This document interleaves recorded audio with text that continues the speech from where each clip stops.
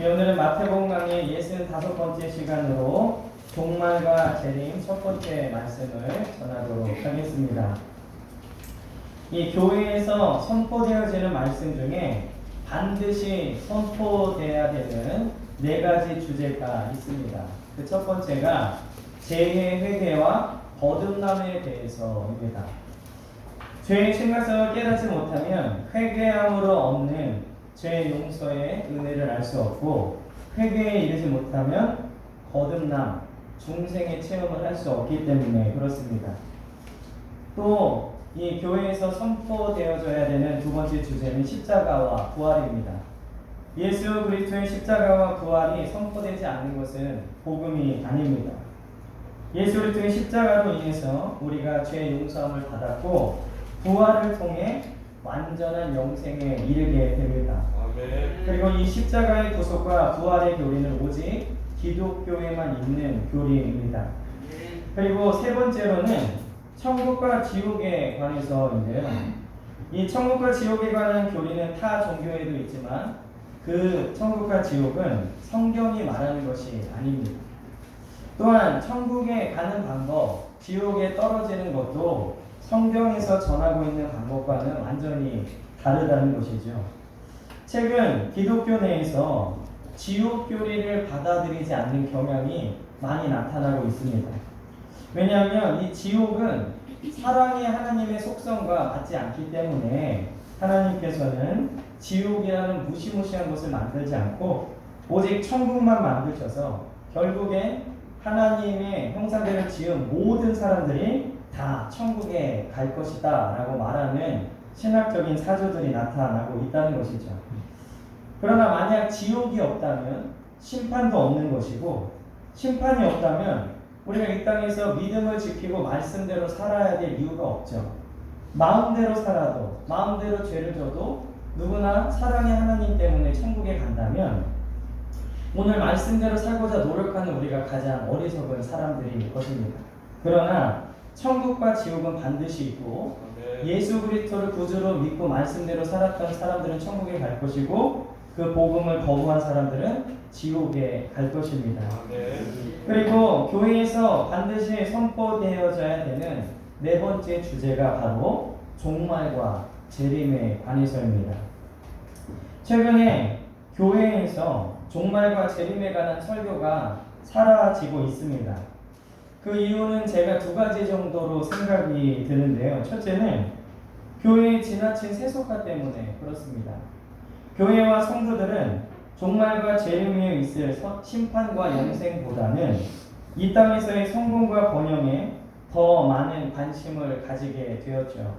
그래서 소위 말하는 축복설교, 번영설교들이 넘쳐나고, 그리고 사람들이 듣기에 좋아하는 말만 해서 아멘을 유도하고, 그렇게 아멘한 사람들은 자신들의 믿음이 좋다라고 생각하게 만든다는 것입니다. 물론 복음 안에는 복과 번영에 대한 내용이 일부 들어있지만 복음 전체의 내용은 그것이 절대로 아닙니다. 또한 교회에서 종말과 재림에 대한 설교가 사라지는 두 번째 이유는 이 종말과 재림에 대한 이단들의 선전 때문에 그렇습니다. 오래전부터 사실 문제가 되었지만 최근에 더 수면 위로 떠올라서 사회적인 문제를 주고 있는 신천지만 하더라도 요한계시록에 나오는 14만 4천 명에 대한 재림과 종말에 대한 잘못된 해석 때문에 나타난 이단이죠. 이단들이 재림과 종말에 대해 잘못 해석하고 문제를 일으키기 때문에 소위 정통이라고 말하는 사람들이 상대적으로 그 결을 달리하기 위해서 종말과 재림에 대한 설교를 덜 하게 된 것입니다. 그러나 이단들이 종말과 재림 교리를 통해 사람들을 미혹에 빠뜨렸다고 해서 종말과 재림에 대해서 입을 닫아서는 안 됩니다. 그것을 잘못 해석한 사람들의 문제이지 그 내용 자체가 잘못된 것은 아니라는 거죠. 제가 신학교 다닐 때 저랑 한방 썼던 어떤 전도사님이, 어떤 권사님이 우리가 재림에 대해서 얘기를 하고 있었는데 40년 동안 신앙생활하면서 재림에 대한 설교는 한 번도 들어보지 못했다라고 말하는 권사님이 있었다고 합니다. 그만큼 종말과 재림에 대해서 성도들이 들을 기회가 많이 없구나라는 것을 우리가 알 수 있는데요.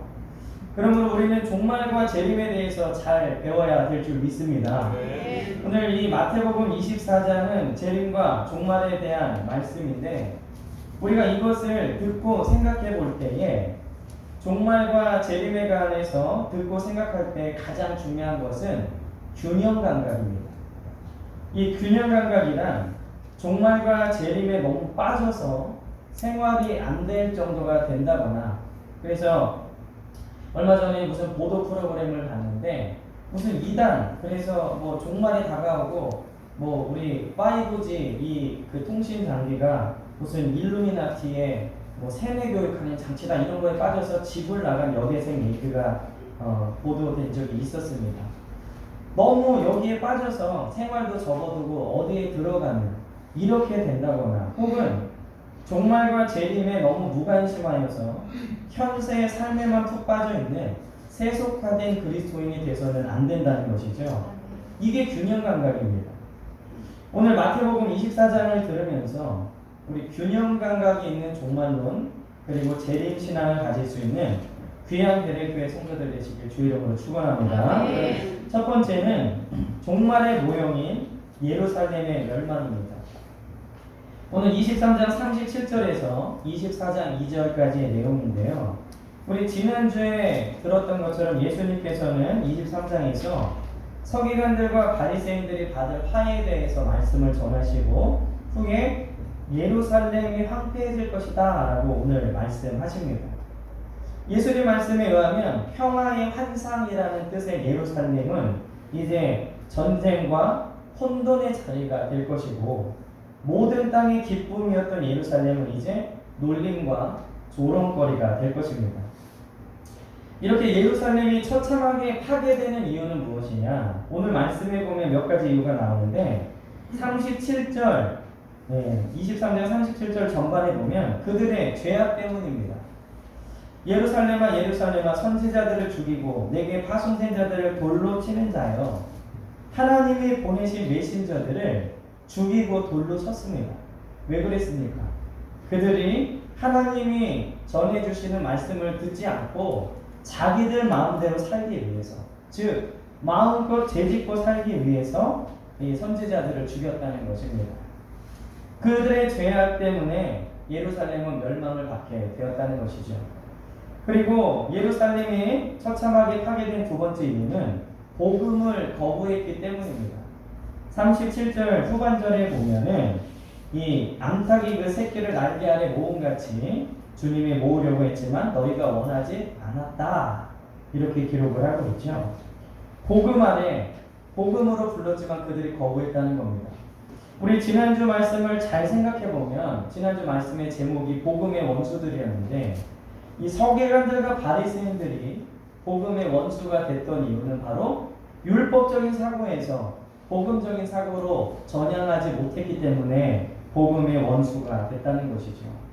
그래서 그들은 복음의 은혜 안에 하나님께서 계속 불렀지만 결국 그것을 거부함으로 예루살렘은 파괴됐다는 것입니다. 또한 예루살렘이 파괴된 세 번째 이유는 39절에 보면 주님께서 그들을 떠나셨기 때문에 파괴된 것입니다.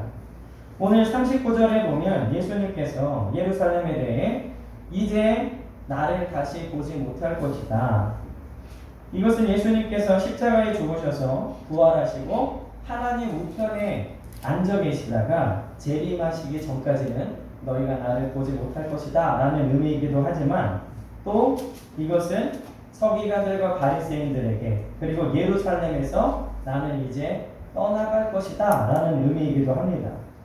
그러면서 뒤에 주님이 뭐라고 하시냐면 주의 이름으로 오시는 이여 할 때까지 나를 보지 못할 것이다, 이렇게 말씀하셨는데, 이것은 예수님을 비난했던 그들이 종말의 때에, 마지막 때에 세상의 심판조로 다시 오시는 주님을 보면서 주님이라고 그때 말하는, 그래서 주님이라고 부를 수밖에 없게 되는 상황을 얘기하고 있는 것이죠.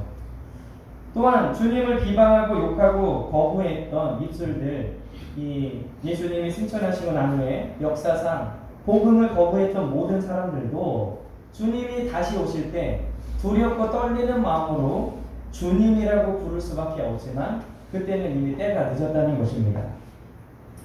오늘 예수님께서 2절에 예루살렘은 돌 위에 돌 하나도 남지 않을 것이다 라고 말씀하셨는데, 이 예수님의 예언은 AD 70년경 로마 장군 티토에 의해서 예루살렘 성전이 완전히 파괴됨으로 이루어졌습니다. 죄악으로 가득 차 있었고 복음을 거부하고 예수님이 떠나신 예루살렘과 그 성전처럼 죄악으로 가득 차 있고 복음을 거부하며 그 속에 예수님을 모시지 않은 세상이 맞이해야 될 운명이 바로 이 예루살렘과 같은 처참한 멸망이라는 것이죠. 예수님의 말씀을 듣고도 예루살렘에 계속 거했던 사람들은 멸망을 받았지만 예수님의 말씀을 듣고 피한 사람들은 멸망을 피할 수 있었습니다. 오늘 예수님께서 이 예루살렘 멸망에 대해서 말씀하신 이유는 미리 준비하라는 것입니다. 시험 시간이 다가왔는데 준비하지 않는 사람은 통과할 수 없죠. 준비한 사람만 통과할 수 있고 자격을 얻게 되는 것입니다. 오늘 우리는 이 예루살렘의 멸망을 이야기하신 예수님의 말씀을 통해서 세상의 종말과 다시 오실 예수님의 재림을 볼 수 있어야 합니다. 그러므로 우리는 준비된 성도, 균형 감각이 있는 그러한 성도들이 되시기를 주의 이름으로 간절히 축원합니다. 두 번째로는 말세의 징조들입니다. 오늘 3절에서 12절까지 말세에 어떤 일들이 일어날까에 대해서 예수님이 말씀하셨는데요. 오늘 3절에 보면 예루살렘 성전 파괴에 대한 예언을 듣고 난 다음에 예수님의 제자들이 성전이 잘 보이는 감람산에 올라가서 말세에 대한 질문을 합니다. 3절에 보면 예수께서 감람산 위에 앉으셨을 때 제자들이 조용히 와서 이르되 우리에게 이르소서 어느 때에 이런 일이 있겠사오며 또 주의 임하심과 세상 끝에는 무슨 징조가 있사오리까? 이렇게 물어봅니다. 그들의 질문은 언제 종말이 다가오고 그때에는 어떤 일이 일어납니까? 라고 예수님께 물어봤는데 예수님은 언제에 대해서는 대답해 주시지 않았습니다. 그러나 어떤 일들이 일어날 것인가에 대해서는 자세하게 말씀해 주셨죠.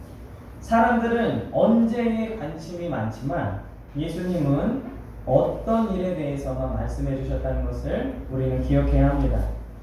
언제라고 특정하지 않으신 이유는요, 우리의 악함 때문입니다. 제가 예전에 본 어떤 영화인데 우주에서 이 운석이 날라와서 지구가 12시간 후면 멸망하게 된다. 그래서 삶이 온 인류의 사람들이 12시간밖에 남지 않은 거예요. 그랬더니 그 12시간 동안에 사람들이 어떤 모습을 보이냐면 막 약탈하고 죽이고 온갖 더러운 짓들을 다 하는 겁니다. 12시간 남았다는 것을 알았기 때문에 그동안 즐기지 못한 걸 다 즐기는 거예요, 사람들이. 만약 예수님께서 특정한 날짜를 알려주시면 우리의 악함은 우리 마음대로 살다가 그때쯤 믿으려고 노력할 수도 있기 때문에 정확한 날짜를 알려주시지 않은 겁니다. 그렇다면 예수님의 말씀을 통해 알 수 있는 말세의 징조들은 무엇이냐? 첫째는 미혹하는 자들이 나타난다는 겁니다. 오늘 마태복음 24장에는요, 미혹이라는 단어가 4번 나옵니다. 오늘 우리가 읽은 본문 4절, 5절, 11절에 나오고요. 이제 다음 주에 볼 24절에 보면 미혹이라는 단어가 나오고 있는데요. 이렇게 미혹하는 자들은 믿는 자들을 핍박하는 자들보다 더 위험한 대적자들입니다. 왜냐하면 핍박하는 사람들은요, 저들이 사탄의 편이구나 라는 걸 확실히 알 수 있죠. 그런데 미혹하는 자들은 내부에 들어와서 사람들을 꿰어내는 자들이기 때문에 쉽게 분별되지 않습니다.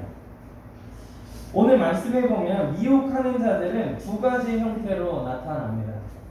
첫 번째 형태는 자기가 그리스도다라고 거짓말하는 자들이에요. 5절에 보면 많은 사람이 내 이름으로 와서 이르되 나는 그리스도라 이렇게 한다는 거죠. 우리가 생각할 때 과연 누가 어리석게 내가 그리스도다, 내가 메시아다 라고 하는 이런 말을 믿을까 우리가 생각할 수 있지만, 우리 주변을 둘러보면 어리석게 속는 사람들이 너무나 많다는 겁니다. 요 가까이에 있는 하나님의 교회도요, 뭐 그 하나님의 교회를 세운 안상홍이라는 사람이 8만 몇천 살 살아서 죽지 않는다 라고 했는데 죽었잖아요. 그리고 사회적인 문제를 일으키는 신천지도 뭐 이만희가 성령이기 때문에 죽지 않는다 그런데, 저번에 코로나 때문에 인터뷰하는 거 보니까 곧 돌아가실 것 같아요. 뭐 말도 잘 못 알아듣고 그런 거 보니까. 그럼 그때 뭐라고 할 거예요? 우리가 볼 땐 말도 안 되는 얘기인데 의외로 내가 그리스도다, 내가 성령이다 하는 그 말에 넘어가는 사람들이 많다는 겁니다. 근데 이 그리스도, 거짓 그리스도는 우리가 그동안 배우고 믿음이 있기 때문에 분별할 수 있는데, 믿는 자들에게 가장 큰 적, 두 번째 미혹하는 사람들의 모습은 바로 선지자의 모습으로 와서 사람들을 미혹하는 것입니다. 이런 거짓 선지자들은 교회 안에 침투하여서 신적인 영감, 그리고 자기가 직접 하나님 앞에 들은 사명이 있다, 그리고 예언의 영을 부실로 해서 위장하지만 사실 나타나는 열매들로 보면 다 거짓입니다. 그들을, 성도들을 그리스도와 멀어지게 하고 신비한 것에 집중하게 하든지, 예수님 없는 신비한 종말 그리고 재림 이런 것들에 집중하게 하든지, 혹은 이 세상에서 잘 되고 잘 사는 것에만, 그래서 번영하는 것에만 집중하게 합니다. 반대로 이 거짓 선지자들은 이 세상의 삶을 완전히 무시하고 수도원적인 삶을 살도록 미혹하기도 하고, 때로는 상식에 어긋나는 일을 하나님의 이름으로 자행하도록 성도들에게 가르친다는 것이죠. 그리고 그들은 성도들에게 믿음을 지킨다는 이유로 이웃에게 해를 끼치게 하고 충성이라는 이름으로 잘못된 열정을 갖도록 합니다. 이렇게 잘못된 가르침에 넘어가서 잘못된 이웃에게 해를 끼치고 하나님의 영광을 가리우는 그리스도인들을 많이 봤죠. 거짓 그리스도는 우리가 쉽게 분별할 수 있습니다. 그러나 거짓 선지자들은 잘 분별할 수 없어요. 이런 미혹에 넘어가는 이유는 성경을 바로 알지 못하고 영적인 연약함 때문에 넘어가는 것입니다. 오늘 마태복음 24장에서요, 예수님은 미혹을 가장 경계하라고 말씀하셨다는 것을 주의해서 봐야 합니다. 그리스도인들이 말세에 가장 경계할 것은 바로 미혹입니다. 거짓 그리스도는 이단의 형태로 오지만 거짓 선지자는 정통 교단에서, 정상적인 강단에서 성도들을 미혹한다는 것을 여러분들 아셔야 됩니다. 누구든지 성경의 말씀이 아닌 자신의 영적 능력이나 아니면 세속적인 학위나 사고를 가지고 성도들을 가르치는 사람들은 다 거짓 선지자입니다. 그리스도가 아닌 세상의 성공과 번영만 가르치는 사람도 거짓 선지자입니다. 복음의 능력과 거듭남을 체험하지 않은 사람들에게 너는 구원받았으니까 괜찮아, 그렇게 살아도 괜찮아 라고 거짓 평안과 거짓 구원을 전하는 자들도 거짓 선지자들입니다. 복음의 능력과 거듭남을 경험하지 않은 사람은 절대로 구원받을 수 없습니다. 그런데 단지 교회에 오고 헌금 내고 출석한다는 이유로 넌 구원받았어 괜찮아 라고 거짓 평안을 주는 사람 다 거짓 선지자들입니다. 사회적으로 큰 혼란이 일어나서 백성들이 불안해할 때 사탄은 이 기회를 절대로 놓치지 않을 겁니다. 지금 같은 시기에 마귀와 그 하수인들은 복음으로 무장하지 않은 연약한 영혼들을 미혹하는 데 있어서 큰 힘을 발휘할 수 있습니다. 이 거짓 복음은요, 예수 그리스도께서 말씀하신 좁은 문으로 가라고 하지 않습니다. 이런 거짓 복음에 편하게 믿고 편하게 구원받으려고 하는 자들은 반입니다. 그러므로 우리는 성경을 바로 알고 말씀을 바르게 깨달아서 말세의 징조인 미혹에 넘어가지 않고 이 경건한 그리고 건전한 말씀이 바로 서시는 우리 베델교회 성도들 되시길 주의 이름으로 간절히 축원합니다. 그럼 예수님이 말씀하신 말세의 두 번째 징조는 난리와 난리의 소문입니다. 오늘 6절을 보니까 난리와 난리의 소문을 듣겠으나 너희는 삼가 두려워하지 말라. 이런 일이 있어야 하되 아직 끝은 아니니라. 최근 참으로 무서운 난리의 소문을 우리가 많이 듣죠. 코로나도 그렇고 이 중국의 내몽골인 네이몽구에서 흑사병 감염자 설치류를 통해서 감염되는 감염자가 나왔다는 소식, 그리고 사람에게도 전파 가능성이 있는 돼지독감에 걸린 감염자가 나왔다는 얘기들, 미국과 중국은 서로 코로나가 너희 때문이다라고 책임을 전가하고 있고, 또 인도와 중국은 국경에서 전쟁이 일어날 만한 무력 시위를 하고 있습니다. 일본과 그리고 중국에 큰 폭우가 내렸고, 또 우리가 흔히 생각할 때 가장 추운 곳이라고 생각했던 시베리아는 폭염으로 인해서 사람들이 사망하는 사고들이 생겼습니다. 그리고 뭐 몇 억 마리인지 알 수 없는 메뚜기떼의 피해가 심각해졌다, 이런 뉴스들을 볼 때 지금 난리의 소문들이 많이 들리고 있습니다.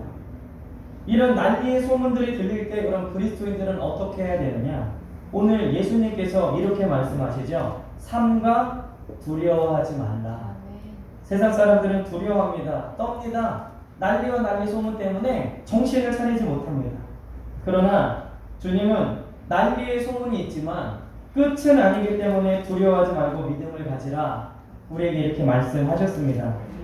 지금 이렇게 혼란스럽고 어지러울 때에 우리가 가져야 할 것은 온전한 믿음과 용기인 줄 믿습니다. 그리고 그 믿음은 우리를 참 평안으로 인도할 것입니다. 난리와 난리의 소문이 무성하니 지금은 확실히 마지막 때입니다. 그러나 우리는 두려워하지 말고 이 예수님의 말씀을 온전히 신뢰할 수 있는 우리 귀한 베델교회 성도님들 되시기를 주 이름으로 간절히 축원합니다. 오늘 예수님께서 말씀하신 말세의 세 번째 징조는 사랑이 식어진다는 것입니다. 오늘 12절에 보면 불법이 성함으로 많은 사람의 사랑이 식어지리라. 말세에는 여러 방면에서 사랑이 식어질 겁니다. 그 이유는 바로 불법이 성행하기 때문이죠. 그럼 이 불법을 행하는 자는 누구이냐? 바로 복음에서 떠난 자들입니다. 그들은 마귀의 자식들이죠. 그래서 마지막 때에는 우선 하나님을 향한 사랑이 식어집니다. 이 하나님을 향한 사랑이 식어지면 나타나는 현상이 바로 배교입니다. 예전에 이렇게 칼을 들이대고 너 예수 믿으면 죽을 거야, 그때에 아유 그러면 안 믿겠습니다 라고 말하는 배교가 아니라, 요즘의 배교는 하나님보다 돈을 더 사랑하고 교회 안에 복음의 진리가 아니라 이방신의 것들도 들어오게 하는 게 바로 배교라는 거죠. 얼마나 많은 사람들이 종교다원주의를 외치고 있습니까? 하나님은 원래 한 분이시기 때문에 다양한 형태로, 그래서 석가모니로, 예수로, 마호메트로 나타나서 어떻게든 길은 다르지만 우리는 다 구원받을 것이다 라는 종교다원주의를 말하는 사람들이 많이 있습니다. 어제 제가 신문에 한 기사를 봤는데, 어떤 교단의 목사님이 인천에 퀴어 축제 하는 데에 가서 꽃을 뿌려주면서 그들에게 축복식을 했다. 그래서 그 교단에서 목사 면직을 받았다라는 기사를 봤습니다. 그 목사랑 인터뷰한 얘기를 실어놨는데, 사진을 보니까 목사 가운에 여기 무지개를 한 그 가운을 입고 동성애자들에게 꽃가루를 뿌려주면서 축복을 하는 겁니다. 그러면서 하나님의 사랑을 그들에게 전하고 싶었다, 이렇게 인터뷰를 했더라고요. 저는 이러한 모든 모습들이 배교라고 생각합니다. 우리가 동성애자들을 혐오하는 게 아니죠. 우리가 무슬림 그리고 타 종교인들을 혐오하는 게 아닙니다.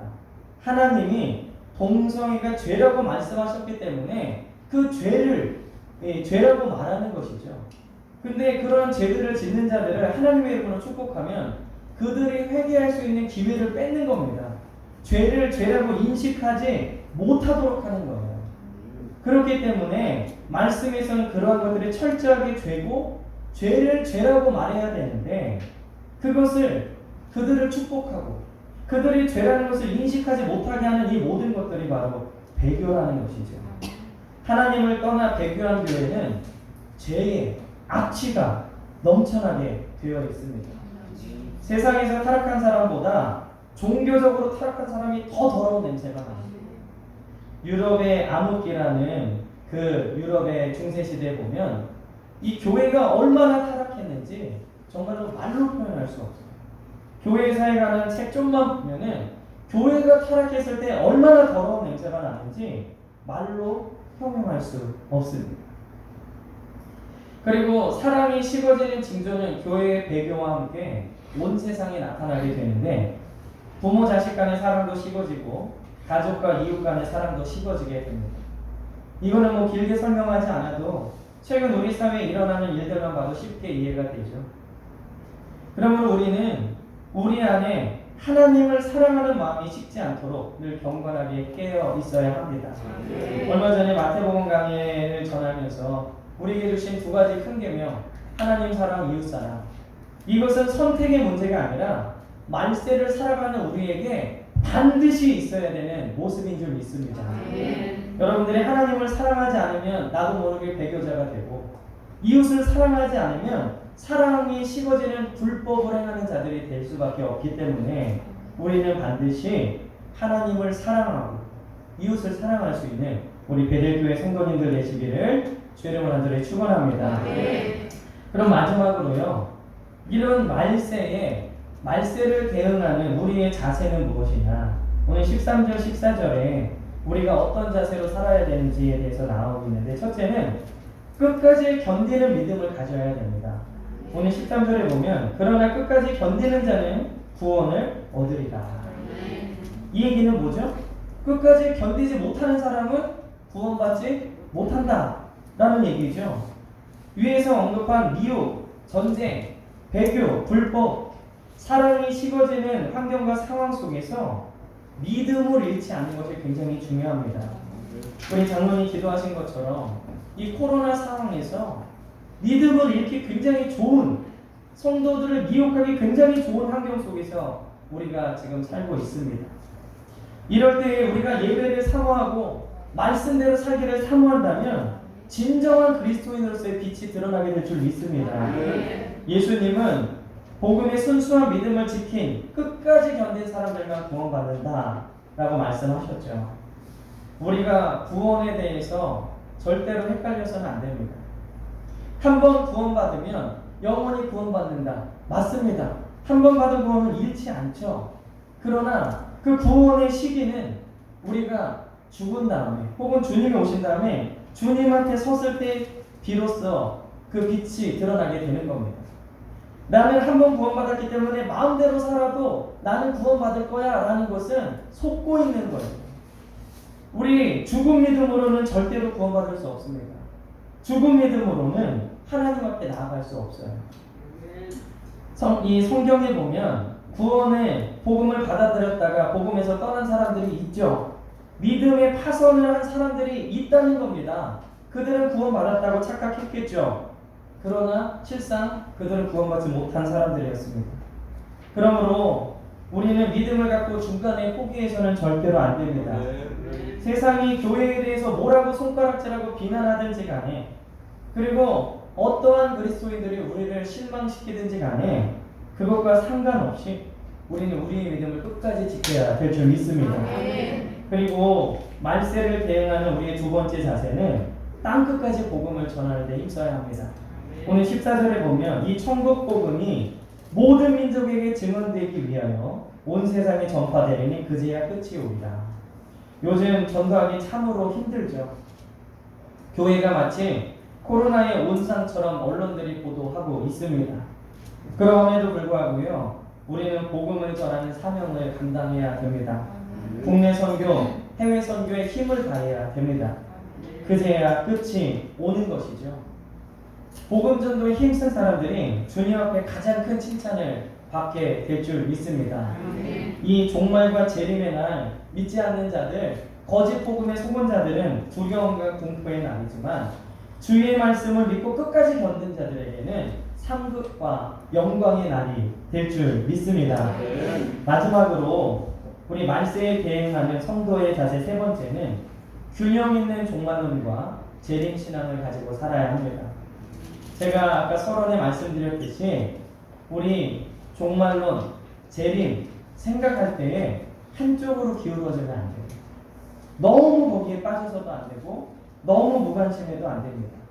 그러므로 우리는 잠자는 성도가 돼서는 안 되고 무관심한 성도가 돼서는 안 되고 너무 심취해서 그리스도를 밀어내는 성도들이 돼서는 안 됩니다. 성경 말씀 안에서 온전하고 건전한 믿음을 가지고 세상의 빛과 소금으로서 하나님의 영광을 나타내고 그리스도를 날마다 닮아가는 온전한 우리 베델교회 성도님들 되시기를 주의 이름으로 간절히 축원합니다. 기도하겠습니다.